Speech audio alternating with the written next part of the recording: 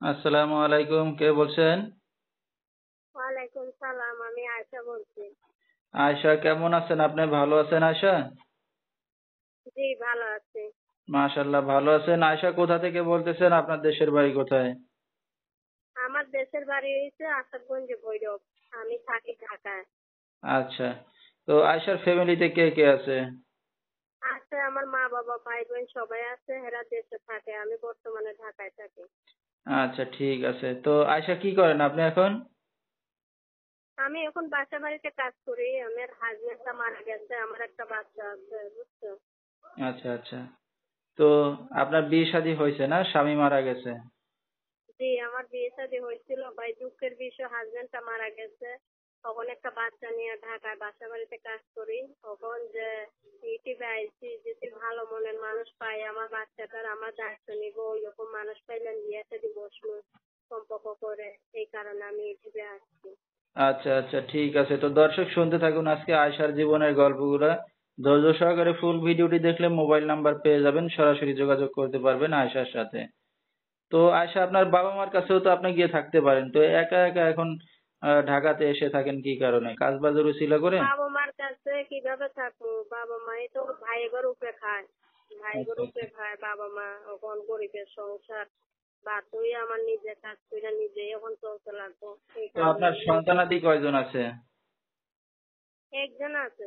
একজন আছে না? তো স্বামী ছাড়া আছেন এখন কতদিন? 1 বছর। 1 বছর। তো আয়শা, আপনার লেখাপড়া শিখতে পারছেন? আমি অত পড়ি নাই, আমি 8 পর্যন্ত পড়ছি আর কি। 8 পর্যন্ত লেখাপড়া করছেন, ঠিক আছে। তো এখন তো গত 1 বছর ধরে একা আছেন, তো এখন কি ভবিষ্যতের চিন্তা ভাবনা আছে, মানে বিয়ে শাদী করতে আছেন শিওর? জি জি, ভবিষ্যতের চিন্তা ভাবনা নিয়ে ইউটিউবে আইছি। আমারও তো একটা, আমিও জোয়ান মানুষ, আমারও একটা বাচ্চা আছে, আমারও তো মনে চায় যে একটা হাজবেন্ড থাকুক, আমার পাশে একজন মানুষ থাকা কতটা ভালো, এই কারণে আমি আইছি ইউটিউবে। আচ্ছা, ঠিক আছে। তো আপনার তো বিয়ে শাদী হয়েছে, সন্তানাদি আছে। তো এখন কেমন বয়সের পুরুষ চাচ্ছেন বিয়ে শাদী করতে? বিবাহিত না আমার অবিবাহিত? কোনো অসুবিধা নাই, বিয়েতে আমার প্রয়োজন নাই, বিয়েতে মানুষ বয়স্ক হইলেও আমার কোনো অসুবিধা নাই, যে আমার পাশে থাকতে সারা জীবন, আমি চাই এরকম মানুষ। আচ্ছা, তো আপনার সাথে দর্শক ভাইরা এখন কিভাবে যোগাযোগ করবে? নাম্বারের মাধ্যমে। আচ্ছা, তো নাম্বারটা বলতে পারবেন আপনি? না, আমি দিয়া দিব আপনাকে নাম্বার। আচ্ছা, ঠিক আছে। তো দর্শক, স্ক্রিনে নাম্বারটা পাইছি, এই নাম্বারে যোগাযোগ করলে আয়শাকে পেয়ে যাবেন। আমি নাম্বারটা বলে দিচ্ছি: 013-434-55-343। এই নাম্বারটাই হলো আয়শার। তো আয়শা, আমরা অনুষ্ঠানের একবারে শেষ পর্যায়ে কিছু বলার আছে আপনারা?